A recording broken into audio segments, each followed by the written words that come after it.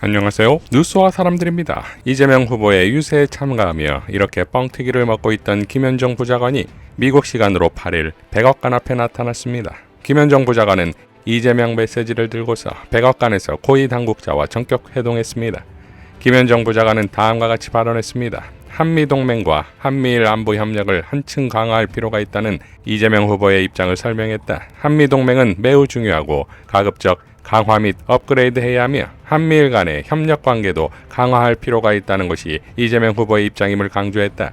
한국이 미국의 동맹국이자 자유무역협정 FTA 체결국인데 가장 높은 관세를 맞았다. 특히 자동차 부품 관세는 우리가 수용할 수 있는 수준에서 해결해야 한다는 점을 언급했다. 자유무역협정을 통해서 미국 농산물은 한국 수출 시 무관세다. 그런데 우리 자동차는 25% 관세를 맞는다. 이것은 더블 페널티, 이중처벌이다. 미국의 상호관세 90일 유예 기간이 7월 8일에 종료되는 것에 대해선 한미 간 협상을 위해 시간이 더 필요할 것 같다고 하자 상대방이 고개를 끄덕였다. 더불어민주당 외교안보 정책을 자세히 설명했고 미국도 한국에 기대하는 것이 무엇인지 설명을 했다. 대화는 잘 됐고 서로 이해를 충분히 하는 기회였다. 라고 밝혔습니다. 자, 대통령에 당선되기도 전에 후보의 참모를 그 국가의 대사관, 외교부를 거치지도 않고서 다이렉트로 백악관으로 전격 회동했다. 이런 파격적인 상황에 대해 김현정 부장관은 이례적으로 볼 수도 있을 것이다. 서로 조기에 만나서 이슈에 대해 생각이 유사하다는 것을 확인하는 것은 중요한 절차라고 생각한다. 라고 발언했는데 미리 만나서 논의했다는 말로서 게임이 끝났습니다. 자, 그러니까 한덕수가 트럼프와 통화했다며 그것도 사적 채널을 통해 겨우겨우 통화해놓고선 미국의 은혜와 자신의 대선 출마를 꺼내며 정치질을 하는 것과 비교가 됩니까? 김문수와 한덕수, 이 쌍수가 만나 앵무새처럼 무한 반복되는 이런 자들에게 대한민국의 희망은커녕 국힘의 희망도 없습니다. 8일 경제 5단체장과 간담회에서 이재명 대표는 이런 발언을 했습니다. 내가 대한민국은 수출국가, 통상국가인데 어쨌든 수출 문제가 심각하죠.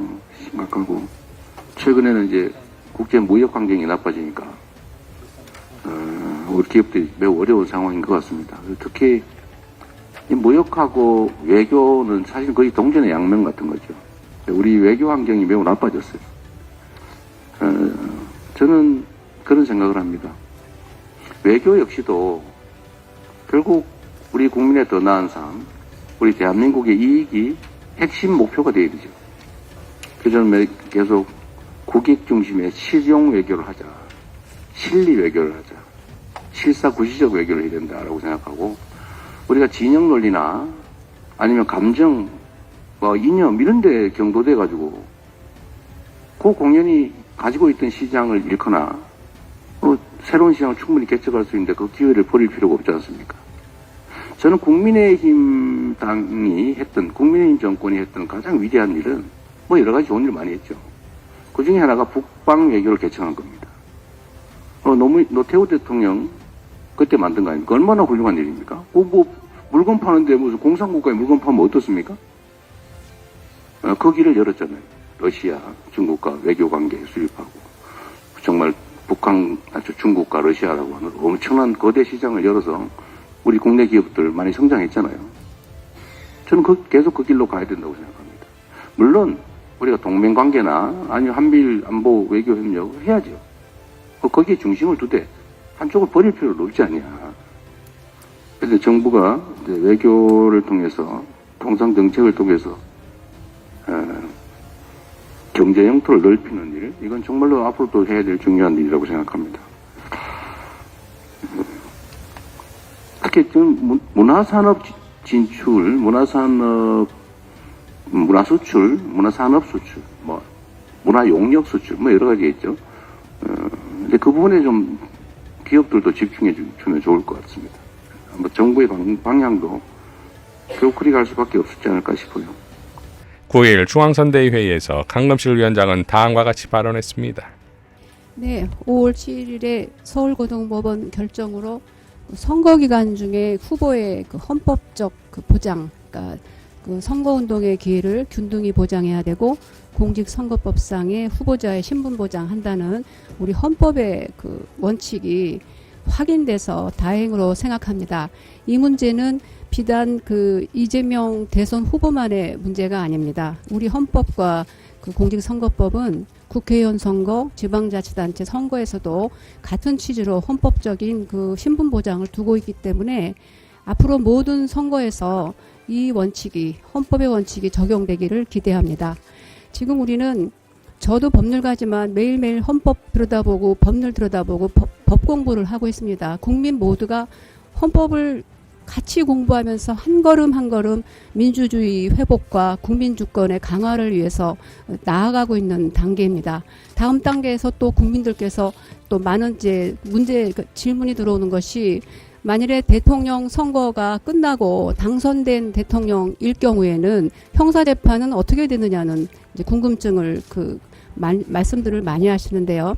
국민주권 행사에서 국민의 최고의 중요하고 최고의 심부름꾼이 대통령입니다. 우리 헌법은 대통령에 대해서 아주 특별한 권리를 부여하고 있습니다. 탄핵에 의한 파면이 아니고는 신분 보장에 그 지장이 없게 하고 있고요. 불소추 특권을 둬서 다른 공무원들의 경우는 뭐 형사재판을 받거나 해서 뭐 이렇게 자격 상실되는 이런 경우들이 있지만 대통령은 헌법에서 명시적으로 신분을 보장해야 된다. 불소추 특권을 보장하고 있는 것입니다. 그래서 헌법재판소는 이 불소추 특권에 대해서 국내외를 대표하는 대통령의 체면, 권위 유지, 원활한 직무 수행을 위해서 해석돼야 한다고 결정하고 있습니다. 이 문제가 너무나 당연한, 대통령이 당선되면 그 대통령의 신분 보장을 위해서 불소추 특권으로 모든 형사재판은 정지돼야 한다는 이 헌법적 해석을 지금 논란을 벌이고 있는 상황입니다. 아시다시피, 국민 여러분 아시다시피 대통령실은 수사를 방해하고 있고 대법원장, 법무부 장관 모두 내란 범죄자 윤석열이 앉힌 고위공직자들로 이 한 걸음 한 걸음 힘겹게 헌법을 공부하면서 국민 주권이 나아가는 이 길을 방해하고 있습니다. 국민의힘은 내란에 노골적으로 지지하고 민주적 기본 질서를 지키지 않는 정당으로 와해되고 있는 형국입니다.